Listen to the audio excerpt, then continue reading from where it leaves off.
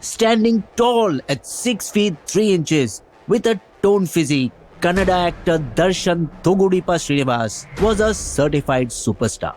Delivering some of Kannada film industry's biggest hits of the year, action flick Katera, which had a 100-day run in a whopping 500 plus screens. With so much charisma and swag, he reportedly charges 20 to 25 crore for a role, a huge sum for any South Indian film industry star. This is backed mostly on the strength of his enormous fan following who worship him by pouring milk on his hoardings at every release. Or the boss, whose fan clubs have lakhs of 15 to 35 aged youngsters passionately promoting his movies and public appearances on social media, almost like an IT cell. Most of whom are from the working class of society who hold a grudge against a system unfair to them and thus easily relate to him. As Hemant Kumar, his original name, had to go through a decade-long struggle doing minor roles before being famous as a challenging star, an underdog, after landing his first lead role in the 2002 film Majestic and challenging the bigger stars. He was especially known for playing characters who took the law into their own hands and beat up the bad boys who committed crimes against women and the poor. So it is quite common to find Darshan's face plastered behind auto rickshaws in Karnataka. And the Robin Hood also reciprocates with charity, helping needy fans with financial assistance.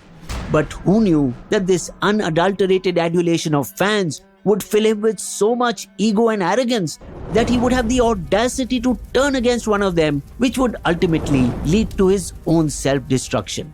It all started on June 9th, 2024, when a food delivery guy with a breakfast parcel was heading to an elite apartment complex in one of Bengaluru's western suburbs.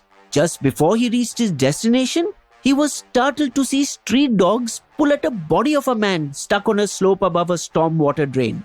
The delivery guy immediately alerted the security guards of the complex, who in turn called the police. When the cops looked at the body closely, they found wounds on his face, head and ears, as if he had been brutally beaten up.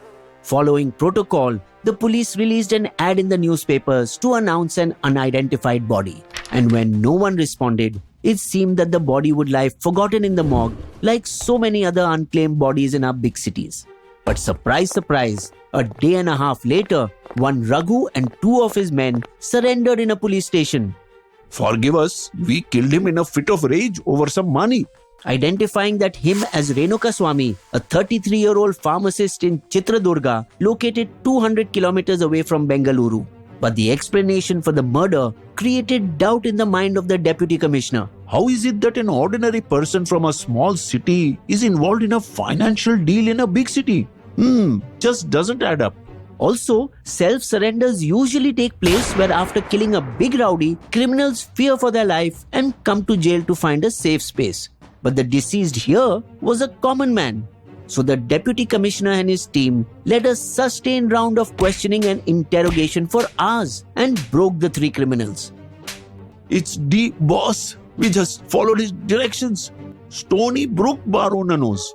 The police were left stunned to hear the name of such a big celebrity behind a commoner's murder. But now subscribe to Bisbo and press the bell icon, and then we will tell you the reason, the planning, and how the brave police officers cracked the case open. The owner of Stony Brook Bar, Darshan's close friend, was apparently partying with him all afternoon that day, until the police picked him up for questioning late at night, where under pressure, he spat out everything. Darshan had been married to one Vijay Lakshmi since 2000. But for the past 10 years, the infidel star was secretly in love with Pavithra, a small-time actor, who had now openly started behaving like his wife, posting videos of feeding cake to Darshan on her birthday and their intimate photos with a caption, "One decade down, forever to go." This anguished the wife so much that she got into a social media war of words with the paramour. Who the hell do you think you are? Things got ugly when Darshan's obsessed and conservative fans started to brutally troll the other woman Pavithra to save the family man image of their god. Bad woman breaking a marriage. Probably the most obsessed fan among them was Renukaswamy, so pissed that he directly sent extremely derogatory messages and photos to her, who instead of complaining to the police, instigated Darshan to teach Renukaswamy a lesson. But what for? Darshan was no family man, as he had already been in the dock for badly assaulting his wife back in 2011, for which he had to spend 14 days in jail. Only 14? Because obviously the loving wife took the case back.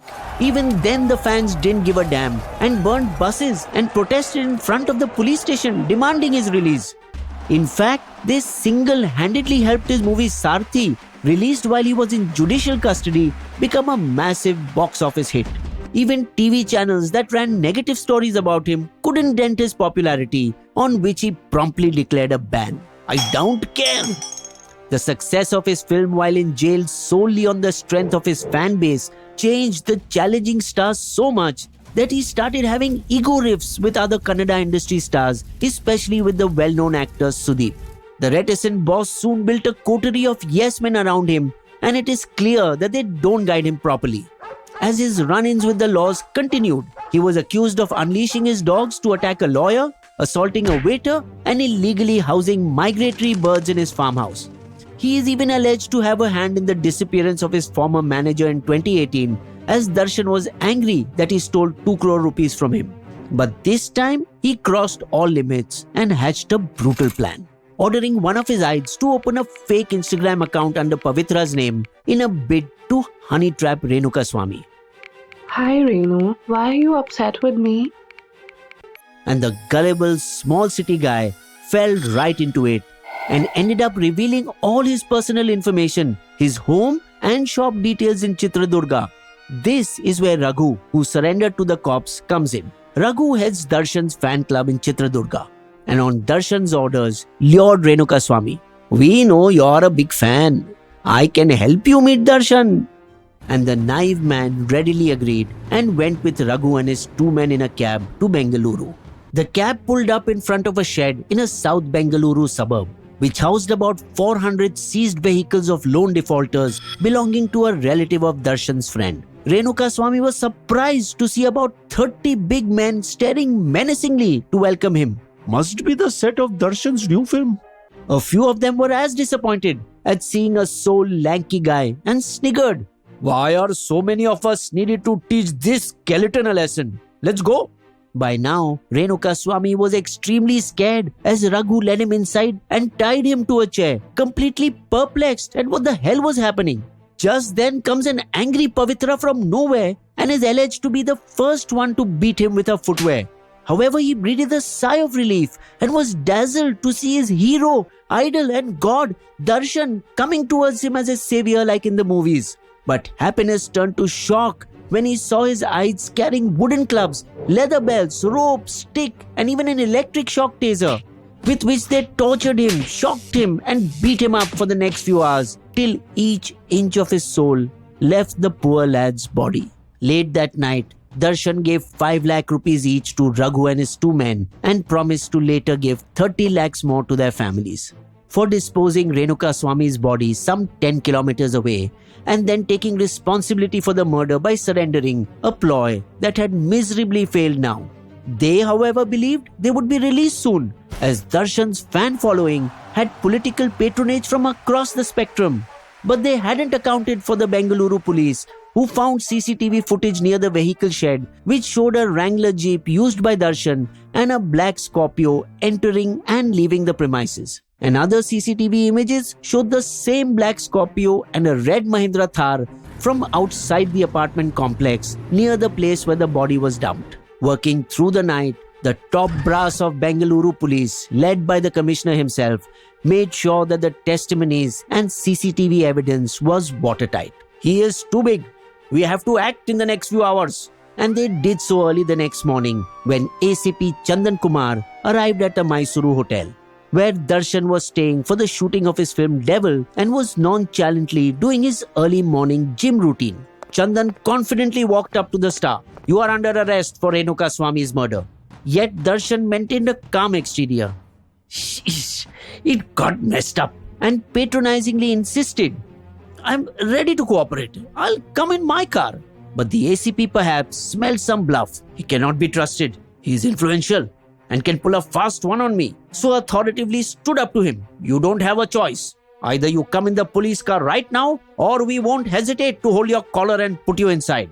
Darshan had no choice but to swallow his ego and give in to police custody, while his lover Pavithra and 12 of their associates were also arrested later in the day from different locations. Police investigation has clinched even more damaging evidence: fingerprints on Renukaswamy's clothing that reportedly matches those of the accused. And the clever tactics by Darshan and his men to conceal their identity, using SIM cards registered in others' names before, during and after the attack, were of no help to them at all.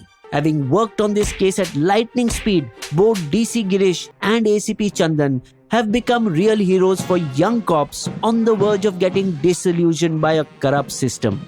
Unfortunately, life has crumbled for Renukaswamy's family, as his pregnant wife is still in trauma, haunted by the reports of his torture. But not so for the celeb, who continues to enjoy a privileged life even inside jail. Notably, the Kannada film industry has been silent because 3 of his movies are in the pipeline and hundreds of crores ride on him. But his fans haven't learned anything and remain as obsessed as they were when he was in jail in 2011, as scores of them unabashedly clogged the area outside the police station where he was taken after his arrest. One of Darshan's disabled die-hard fans traveled 500 kilometers on a tricycle to visit him in jail, but the authorities didn't let him in. So crazy are they that they are pasting 6106 stickers on their vehicle numbers on walls and street corners, while some are even tattooing it on their bodies.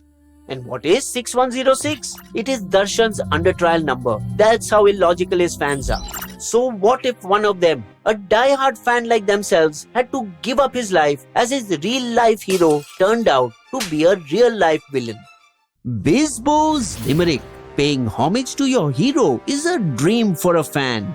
But what did he know? His icon had other plans. A petty troll for his paramour mall turned a real hero into a real hitman. You will also find these sources listed in our video description section.